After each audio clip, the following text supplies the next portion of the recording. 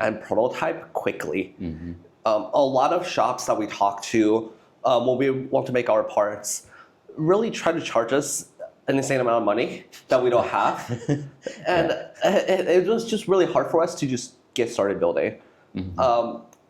And a lot of times, unlike Shenzhen, there isn't this support system or ecosystem for you to build projects in hardware or robotics. And partially it's because no one really spent a lot of time building it. And you get all your hardware from Shenzhen anyways. So it was really hard for us trying to source all the parts and figure out what to make and how to get parts cheaply that are usable. Yeah, I heard this question actually repeatedly. Like it's so expensive to find the right manufacturing, like in US, and also some of the key components they just don't have it.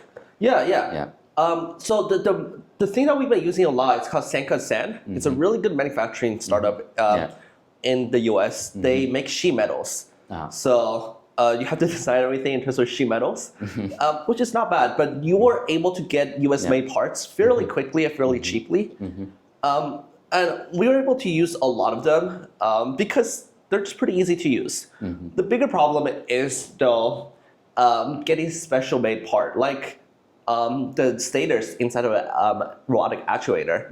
You can't really get the stator in the US anywhere, unless you get like 5,000 of them. But there's just no place to get them, so we have to ship it from like Alibaba and then wait for like 2 or 3 weeks, to get that stator where you can get it in like 2 or 3 days in Shenzhen. Yeah, exactly.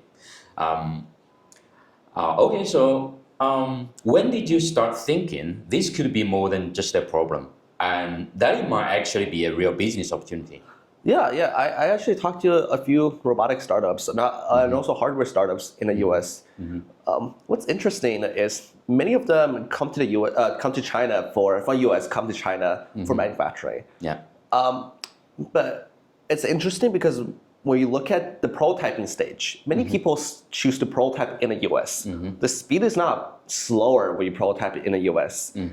But when you go instead from 0 to 1, when you go from 1 to 10, when you're actually starting producing your first batch, it's impossible to build in the US.